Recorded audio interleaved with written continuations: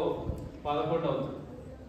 10:30 వరకు మళ్ళీ ఇంత అంబాలు తీసుకుంటారు. మీకేమైనా ఉపయోగపడతాయని చెప్తున్నాను. మీ టిఫిన్ లేదు కదా, ఇంత రాగి జావ కాసుకొని 2-3 బిస్కెట్ తింటే అంతే అయిపోయి టిఫిన్ లేదు. మళ్ళీ చేసిన తర్వాత 10-15 నిమిషాలు ఆ గ్యాప్ అవుతుంది. తర్వాత కుర్చీలో కూర్చొని సంగీతం ధ్యానం చేయాలి. 1:30 ధ్యానం అయిందా మళ్ళీ సంగీత ధ్యానం. ఈ సంగీత ధ్యానం ఎప్పటి వరకు 1 గంట 1:15 వరకు నడుస్తూనే ఉంటుంది. ప్రశాంతంగా కూర్చోవాలి.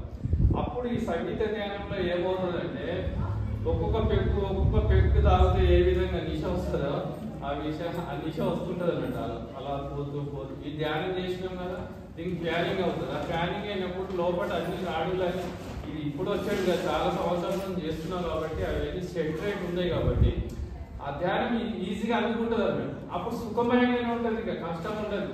అలా కూకుంటే అలా ఇట్లా చూస్తుంటే గడియారం తిరుగుతూనే ఉంటుంది. సమయం తక్కువ అయినట్టు కాబట్టి అలా సుఖం ఉంటుంది. ఇక తర్వాత 1 గంట 1:15 తప్పది అన్నట్టు బలవంతంగా లేచి మళ్ళా కొట్టుకుంటాం. అర్ధగంటలో అయిపోతుంది ఫినిషింగ్. ఎంత కర్మ లేదన్నట్టు. అర్ధగంటలో 2 బియ్యం పెట్టేసేస్తాం. 2 గంటలకు భోజనం చేస్తాం. మళ్ళీ అటు ఇటు వాకింగ్ చేసి 2:30-3 గంటలకు పండుకుంటాం. పండుకొని 5 గంటలకు లేస్తాం. లేచి మళ్ళా ముఖం గిట్ట కట్టుకొని బయట వచ్చి ఆదాయం పొద్దుడుతుంది. పుట్టిన జైలు లాగా ఉంది కదా, ఏదో రిలీఫ్ అన్నట్టు. ఈ మధ్యన అది కూడా వేసడం అలవాటు అయింది. అది కూడా తప్పేది. ఆ సమయం కూడా వేస్ట్ పోతుంది.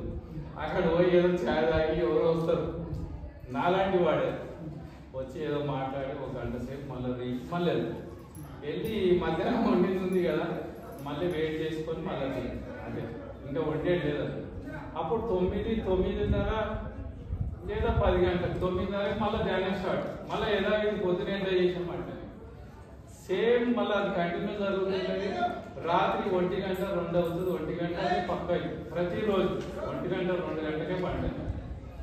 ఎలా ఉంటుందంటే స్వర్గంలాగా ఉంటుంది అన్నట్టు. నిశ్చలత్వము తాను నుండి నేను ముక్తి అన్నారు. మా నిశ్చలత్వం ఎవడైతే ఉంటాడో, మనసు కదలేక లేకుండా నిశ్చలుడై ఉంటాడో అదే ముక్తి అనుభూతిలోకి వస్తుంది. మనసు చిత్తప్రజ్ఞలక్షణం కావాలి. మనసులో కలక్షం లేకుండా చిత్తప్రజ్ఞలక్షణం అంటే చిత్తం అంటే మనసు పవిత్రమై ఉంటుంది. మనసు కదిలిగా లేకుంటుంది. మనసు అర్థంలాగా, ఎవరి మనసు అర్థంలాగా ఉంటుందో ఆ అర్థముల నుండి ప్రతిబింబం ఏదైతే అంతటా ఉన్నటువంటి పరమాత్మ స్వరూపం ఉందో అది క్లియర్గా తెలియబడుతుంది. ఎవరికైతే తెలియబడుతుందో వాడు ప్రజెంట్గా ఉంటాడు అన్నట్టు. ప్రజెంట్గా ఉండడం అంటే దాన్ని నేను ఎలా ప్రయత్నిస్తున్నాను, దీన్ని కూడా అలా కారణం ఏంటంటే అంతటా అందరిలోనూ అదే ఉంది అండి. అదే ఉన్నదంటే అనుభవపూర్వకంగా ఉన్నాడు కాబట్టి వాడికి ఇంకా జ్యోతి స్వరూపుడై ఉన్నాడు.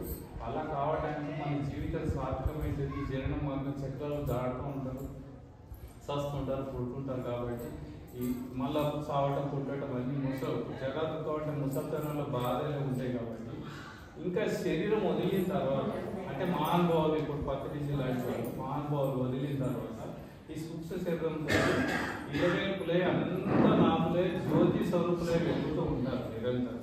మనం ఏదైనా సంకల్పించినా ఆ స్వామికి సంకల్పిస్తే ఆ స్వామి ద్వారా మనకు అది సంకేతాలు రావటం జరుగుతుంది. మన మనసు కూడా మారే అవకాశాలు ఉన్నాయి.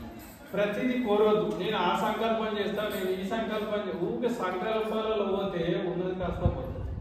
సంకల్పం అంటే మీనింగ్ ఏంటంటే అర్థం ఏంటంటే మనం బ్యాంక్ బ్యాలెన్స్ పెడతాం.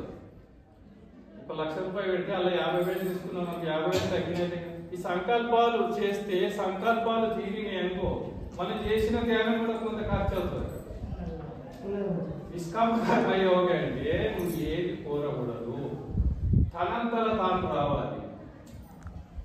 ప్రతిసారి కోరుతున్నావు అనుకో, అయ్యా నాకు మన పిల్లలు బాగోలేదు నువ్వే చూసుకో, ఆ ఓకే చూసుకుంటాడు, ఇంత కొంత ఖర్చు అవుతుంది, ఇచ్చుకోపుచ్చుకోవద్దు అన్నాడు.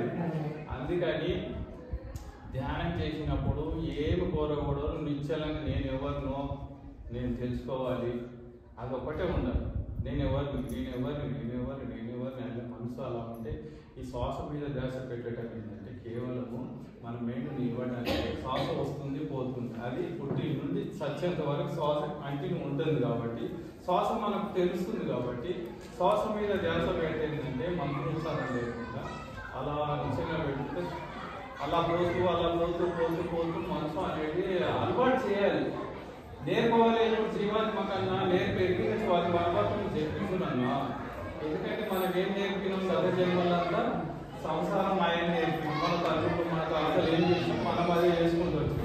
ఇప్పుడు కొంచెం మార్పు చేయాలి, అలా దాన్ని అలవాటు చేయాలి. మనిషికి నేర్పది ఏమవుతుంది మనకు తెలియకుండానే చెప్పిస్తుంటుంది. ఇప్పుడు మనసు ఎప్పుడైనా కానీ సుఖాన్ని కోరుతుంది, దుఃఖాన్ని కోరదు. కానీ కోరేదో తెలుసుకోలేదు అన్నాడు. అలా సుఖం ఉందని దుఃఖాన్ని కోరుతుంది అన్నాడు. అర్థమైందా? ఇంకా కేవలం మన మనసు మారడానికి మన మనసు పవిత్రమైనటువంటి జ్ఞానాన్ని కూడా అందరు చక్కగా ధ్యానం చేసుకోవచ్చు. ప్రతి వారు సమయంలో పేరు మీద ధ్యానం పొందుతుంది. శాకాహారిగా ఉండాలి. జీవహింస జీవహింస అంటే ఒక మ్యాగీ కోసడమే కాదు, మనం మాట్లాడే మాట కూడా ఎదుటలో బాధ కలిగితే అది కూడా జీవహింస. వాడు బాధపడుతుంది కదా, ఆ బాధ ఎవరికి పోతుంది? మనకే వస్తుంది అనిపిస్తాడు. అలా వాడు ఎంత బాధపడ్డాడో మన పుణ్యం మారిపోతుంది, వాడి పాపం మనకు వస్తుంది. ఇది తెలుసా? సీక్రెట్ గా ఉంటుంది. భగవంతుడు ధర్మం ఎట్లుంటుంది అంటే, నువ్వు మంచి కోరినావు అనుకో, వాడు మంచిగా అయింది అనుకో, వాడు ఏమంటాడు? అరే ఇవన్నీ చాలా మంచిగా అయినాయి. వాడు మనస్ఫూర్తిగా వెళ్ళడానికి అది నీకు వస్తుంది రివర్స్ గా.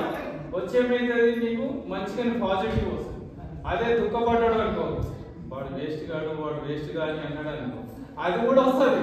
సుఖం వచ్చినా దుఃఖం వచ్చినా ధర్మము నీ ఏది కోరితే అదే రిఫ్లెక్ట్ అవుతుంది. కనుక మనం అందరం కూడా మాట్లాడితే సత్యం మాట్లాడాలి.